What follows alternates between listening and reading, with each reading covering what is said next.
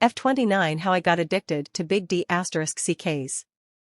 My last few posts, many have asked me why I'm so crazy about hung men. About 7 years ago, at that time I was already with my current husband, I went to Mallorca with friends. For those who don't know, Mallorca is the place where lots of young adults go in the summer to really party. It's a huge party mile. We were a total of 6 women and it didn't take long for the first men to start flirting with us. We got to know a group of federal police officers on the very first evening and continued to meet up with them in the days that followed. It was a fun round. One of this group took a special interest in me. And although I was taken, I found that I was very attracted to this man. He was tall, had strong arms, and was otherwise very muscular. His face was handsome and had handsome masculine features.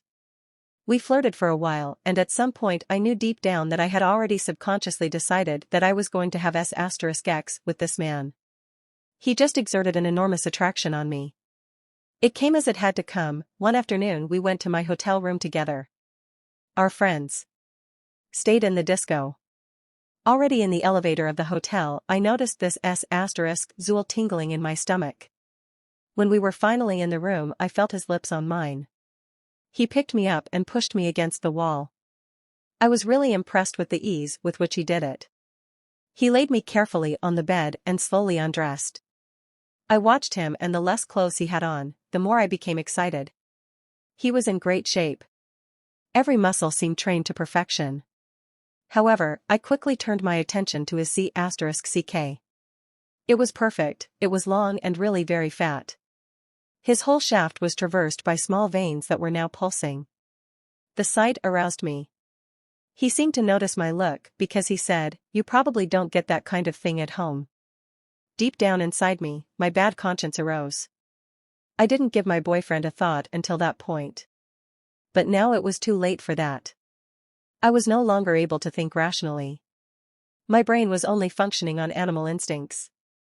And my instincts wanted this hung man.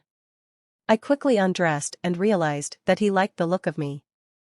I placed myself in front of him and we kissed passionately while my hands explored his muscular body. I knelt down and took his C*CK in my mouth. It was incredibly hot. It was the biggest I had up to that point. He moaned slightly and I redoubled my efforts. After a while, he motioned for me to get up. I lay down on the bed, he bent over me. I could feel his thick GL*NS. He slowly began to penetrate me. Even though I was incredibly wet, it hurt a little.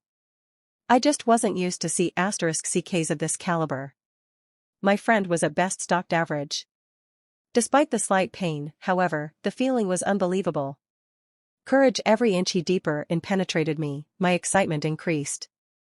It was an amazing feeling.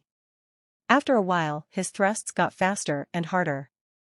I couldn't understand how a woman could endure this procedure for more than 5 minutes without having an org*small.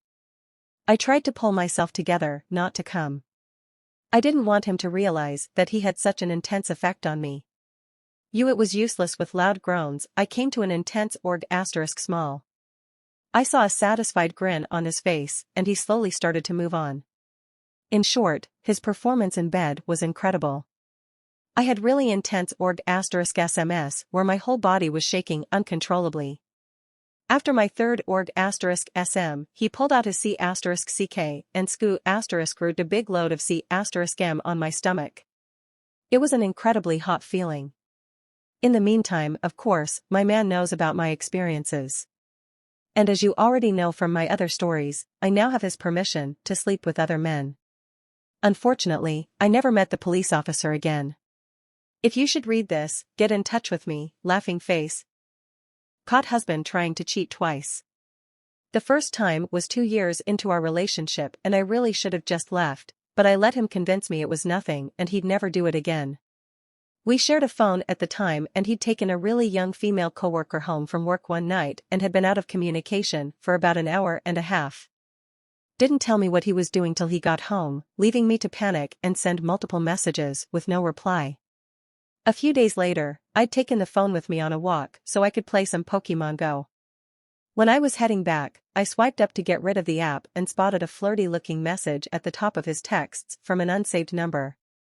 I looked at the texts and it was 3 solid days of flirting, with her constantly saying she was alone at her apartment and trying to get him to come over. I put the number into Facebook and up popped the coworker he'd driven home, of course. I confronted him and he claimed he had no idea she was trying to be flirty, etc., etc. We broke up for a short time about a year later because he was contributing nothing to the relationship and I was tired of it, and he tried to hook up with both her and another coworker he said he wasn't interested in like that. Fast forward some years later, we're married with a kid. He comes home gushing about another very young female coworker and how she's into the same games as him. Immediate red flag, right? He comes to me a couple days later and asks if it's okay that they exchanged numbers, saying he didn't want another situation like last time. I tell him fine, but it makes me nervous. Of course I find constant conversations between them later on, with her thanking him repeatedly for being there for her and giving her advice and blah blah. Coinciding with nights he was inexplicably late coming home. I met her once when she was giving us some lavish gift for our child and she barely even looked at me. Turns out she was trying to hop from her dead-end relationship into a pre-made family, and since he never talked about me to her, she figured our relationship was dead-end too. There's clearly going to be a time when I don't catch this shit and nip it in the bud in time. I should leave, but I honestly just don't care anymore. I don't want to do the whole custody battle thing. I don't really care to date anymore, because this is my last straw with men. I don't want to have to split finances as I'm growing a small business right now. Pretty successfully,